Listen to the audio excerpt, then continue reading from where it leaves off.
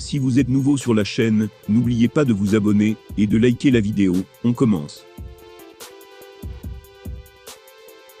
Ce n'est pas l'amour fou entre Dana White et Francis Ngannou, ce n'est un secret pour personne.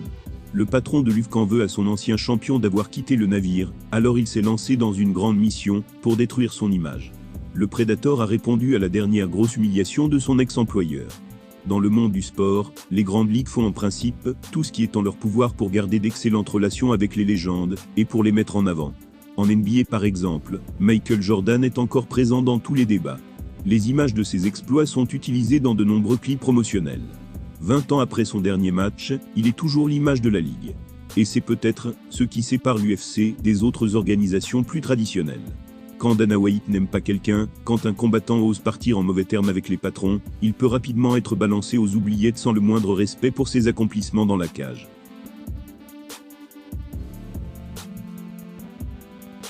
Demetriou Johnson a connu ce traitement après son départ au One, et Francis Ngannou est en train de recevoir le même sort.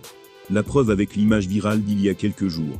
Dans cette dernière, il était écrit que Tafon Nchukwi était le seul combattant camerounais de l'histoire de l'UFC. D'après la fédération et ce graphique, Tafon serait le premier combattant camerounais à monter dans l'octogone. Un immense manque de respect pour Francis Ngannou, ancien champion chez les poids lourds. Et selon les fans, ce mépris ne peut venir que de Dana.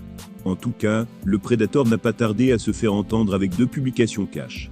Il a déclaré « Thierry Sokudjou était le premier Camerounais à l'UFC, et j'étais le second. Ne les laissez pas mentir et effacer l'histoire. » L'UFC et Dana White ont beau essayer d'effacer Francis Ngannou de la mémoire des fans, ce dernier ne se laissera pas faire. Il a répondu à la grosse provocation de l'organisation, avec des messages forts et appréciés par les fans.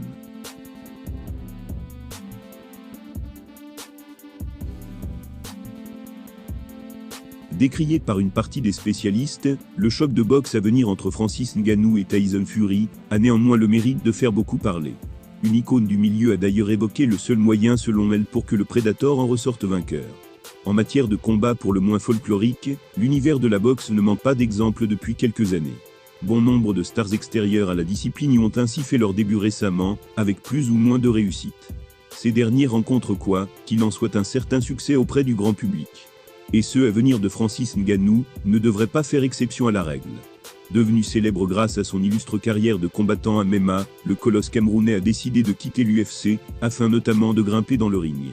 Ce qu'il effectuera finalement le 28 octobre face à nul autre que Tyson Fury. Un choc que beaucoup annoncent, ultra déséquilibré, et qui pourrait tourner à l'humiliation pour le néo-boxeur. À moins que ce dernier ne déjoue les pronostics et vienne créer l'exploit. Striker émérite dans l'octogone, Ngannou va cependant devoir traverser le fossé qui sépare le MMA de la boxe, s'il souhaite vaincre Fury. Pour l'aider dans sa préparation, il a d'ailleurs récemment fait appel à Mike Tyson, qui refuse de condamner ses chances après avoir pu l'observer. Teddy Atlas quant à lui n'imagine qu'un seul scénario, qui pourrait permettre au Predator de l'emporter.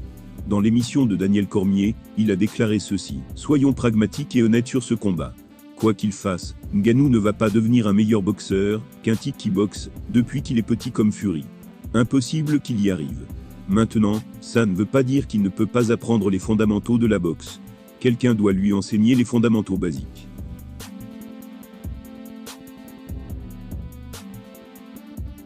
Pourquoi ?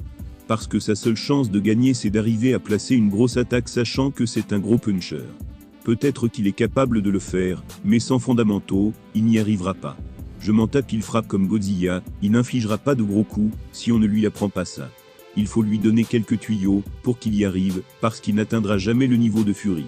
Compte tenu du court délai, dont il dispose pour se familiariser avec le noble art, Ngannou ne peut qu'espérer s'appuyer, sur sa puissance dévastatrice contre Fury. Or s'il souhaite pouvoir s'en servir, afin d'envoyer le Gypsy King au tapis, il devra nécessairement connaître quelques bases selon le mythique coach. Nul doute que Iron Mike se chargera de les lui transmettre dans les prochaines semaines. Fin connaisseur de la boxe et de ses rouages, Teddy Atlas conseille à Francis Ngannou de ne pas simplement se contenter de sa force de frappe pour terrasser Fury.